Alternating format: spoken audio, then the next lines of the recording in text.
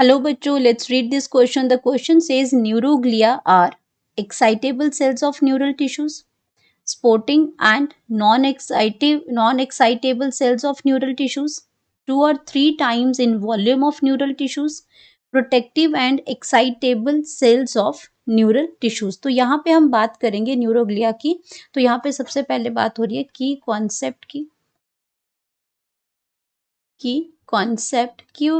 Concept में हम यहाँ पे बात कर रहे हैं न्यूरल टिश्यू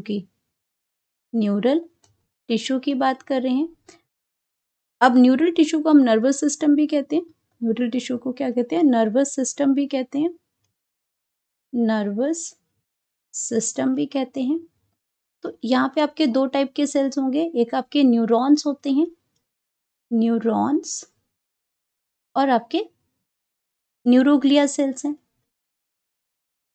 न्यूरोग्लिया सेल्स हैं। तो अगर हम न्यूरॉन्स की बात करते हैं यहाँ पे, तो न्यूरॉन्स आपके क्या आ जाएंगे? न्यूरॉन्स आपके, ये आपका स्ट्रक्चरल एंड फंक्शनल यूनिट है नर्वस सिस्टम का। स्ट्रक्चरल एंड फंक्शनल आपके क्या है? Structural and functional unit of nervous system and अगर हम बात करते हैं, दे आर एक्साइटेबल सेल्स,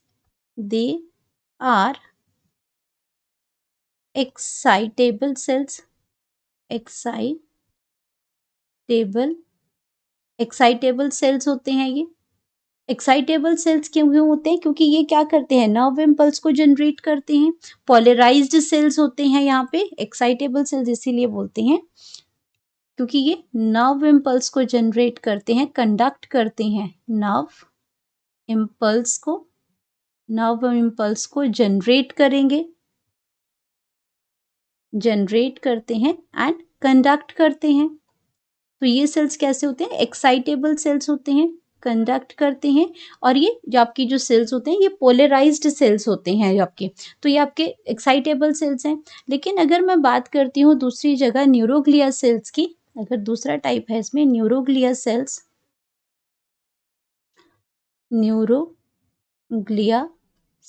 हैं। तो ये न्यूरोग्लिया जो सेल्स हैं, ये आपके क्या करते हैं? बाकी का सिस्टम, कुछ आपका सिस्टम, आपका जो स्ट्रक्चरल और फंक्शनल यूनिट है वो तो न्यूरॉन समझा रहे हैं, इसमें जो पूरा वो काम कर रहे हैं। लेकिन ये आपके जो न्यूरोग्लिया सेल्स हैं constitute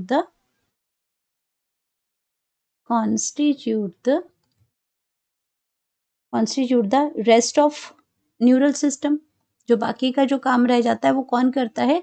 rest of neural system.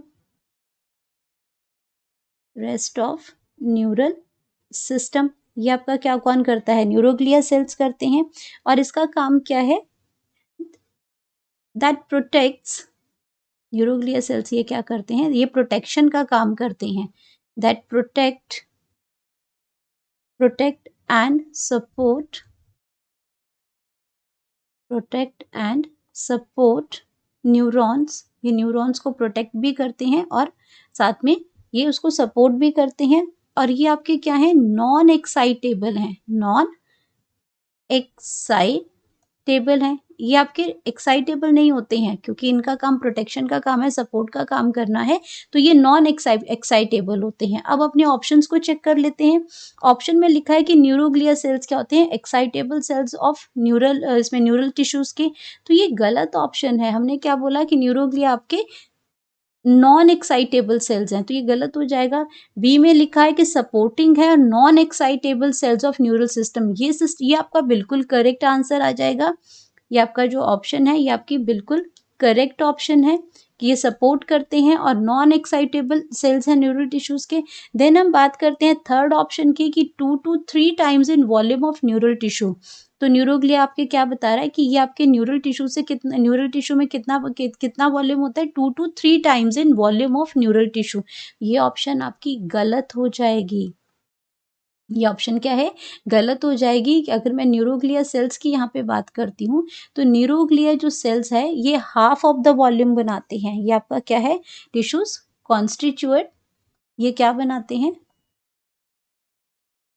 Constitute तो ये क्या करते हैं? Half of the volume. ये 2 टू 3 टाइम नहीं, हाफ ऑफ द वॉल्यूम होता है, हाफ ऑफ द वॉल्यूम होता है इसमें, वॉल्यूम ऑफ न्यूरल टिश्यूज़ का।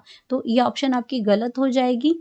देन हम बात करते हैं इसमें डी की protective and excitable cells of neural tissues. तो ये प्रोटेक्टिव तो है लेकिन ये एक्साइटेबल सेल्स नहीं है, तो इसलिए ये ऑप्शन भी गलत हो जाएगी। तो हमारे पास क्या है? न्यूरोग्लिया की अगर बात करती हूँ तो बी है, स्पोर्टिंग है, नॉन एक्साइटेबल सेल्स हैं।